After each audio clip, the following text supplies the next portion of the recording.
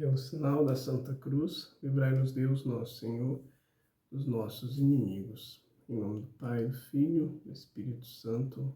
Amém. Proclamação do Evangelho de Jesus Cristo segundo Marcos. Glória a vós, Senhor.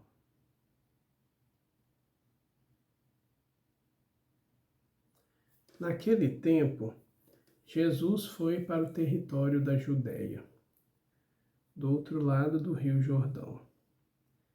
As multidões se reuniram de novo em torno de Jesus, e ele, como de costume, as ensinava.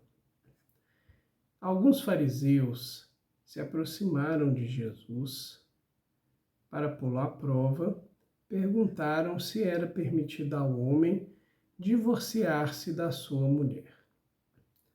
Jesus perguntou: "Que Moisés vos ordenou?"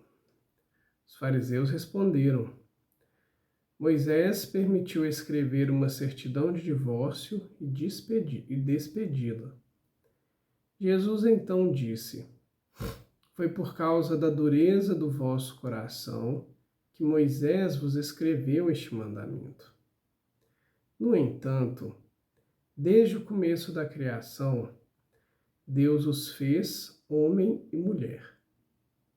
Por isso, o homem deixará seu pai e sua mãe, e os dois serão uma só carne. Assim já não são dois, mas uma só carne. Portanto, o que Deus uniu, o homem não separe." Em casa, os discípulos fizeram novamente perguntas sobre o mesmo assunto. Jesus respondeu: "Quem se divorciar de sua mulher e casar com outra, cometerá adultério contra a primeira.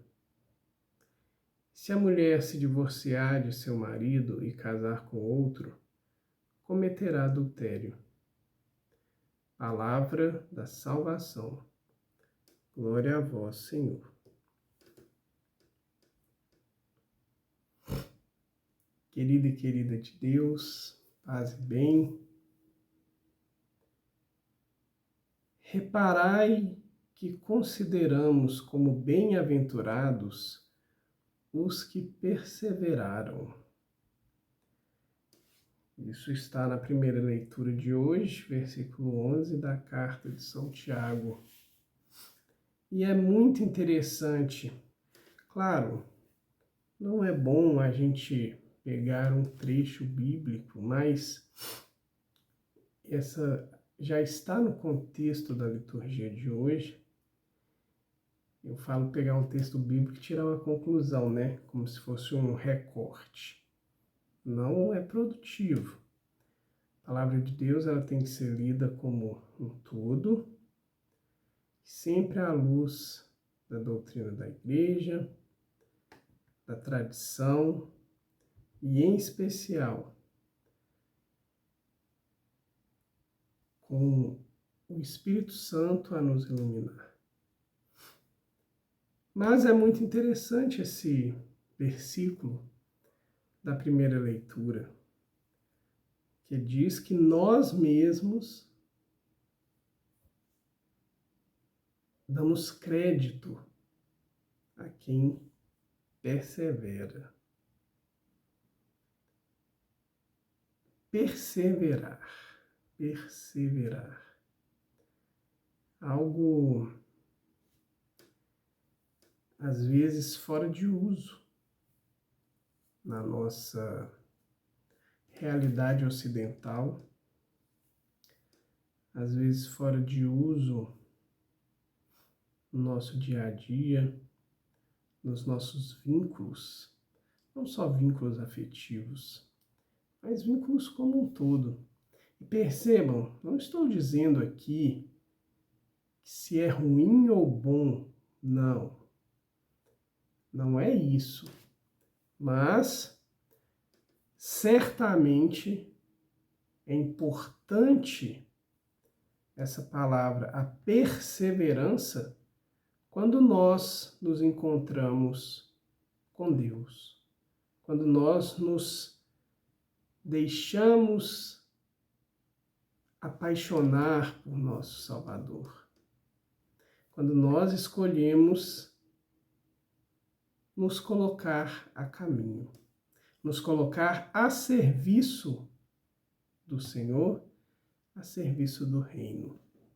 Aí sim, a palavra perseverar, ela tem um grande poder e uma grande importância.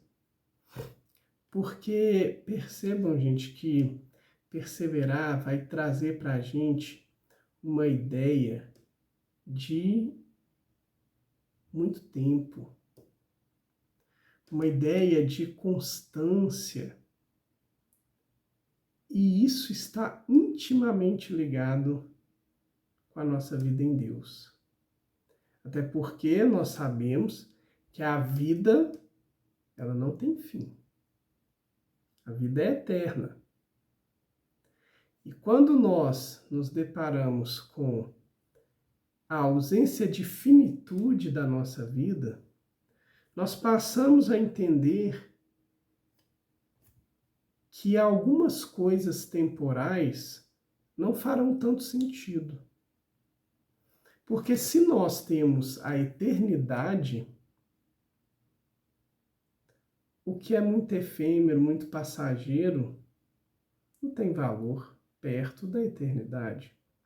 E passamos a olhar com os olhos de Deus, com os olhos daquilo que permanece.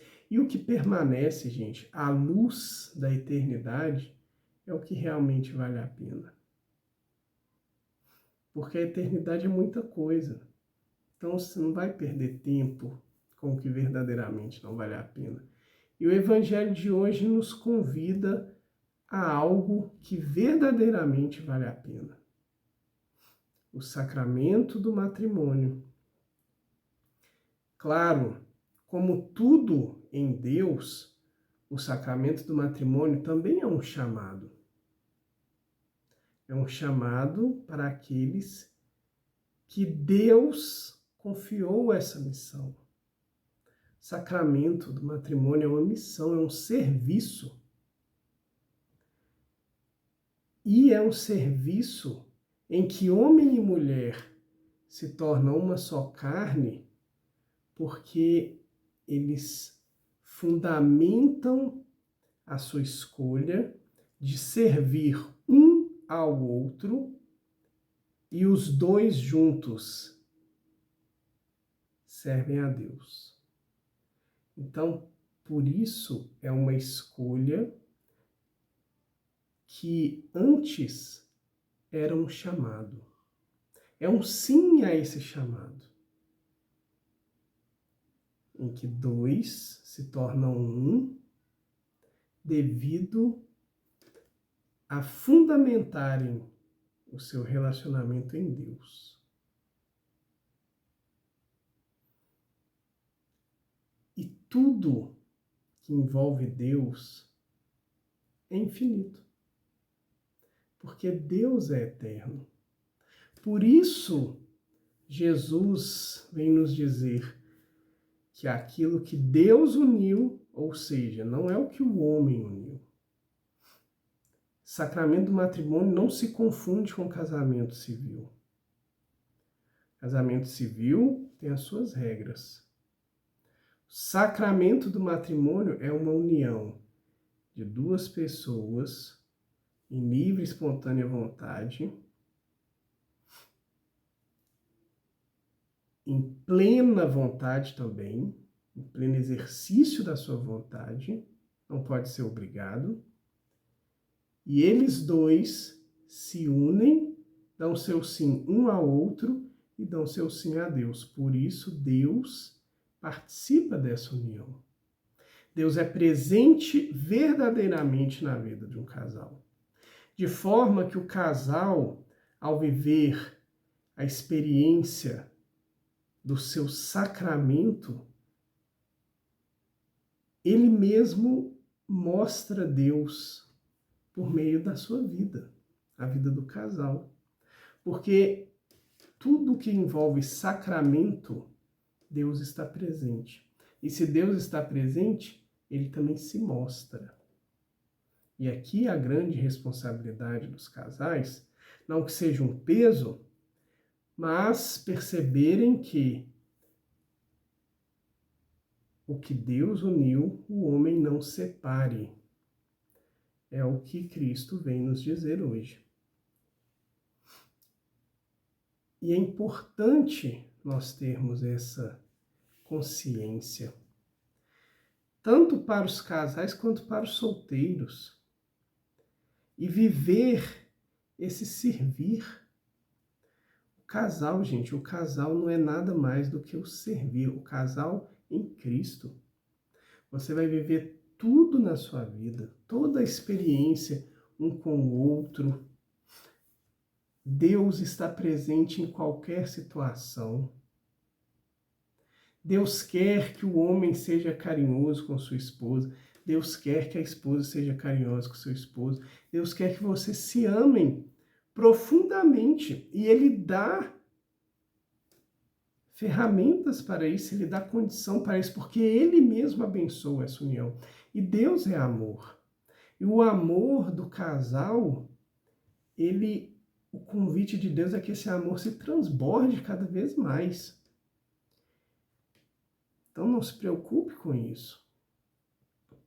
Mas casados devem sim, casados que receberam o sacramento, devem sim ter a ciência da sua escolha. E que a sua escolha é eterna. Como no rito mesmo fala, é até que a morte os separe. Homem nenhum, até então, desfaz o que é legítimo. Ah, mas aí tem a nulidade matrimonial. A nulidade, ela é um atributo que a igreja confere ao casal se for comprovado que aquele matrimônio nunca existiu. Então, a igreja declara que o matrimônio nunca existiu. Não é que a igreja cancela o matrimônio. A gente não vai adentrar nisso daqui, porque não temos tempo para isso, mas é bem diferente. E, para terminar, claro, gente, não dá para esgotar esse assunto, é um assunto a catequese do sacramento.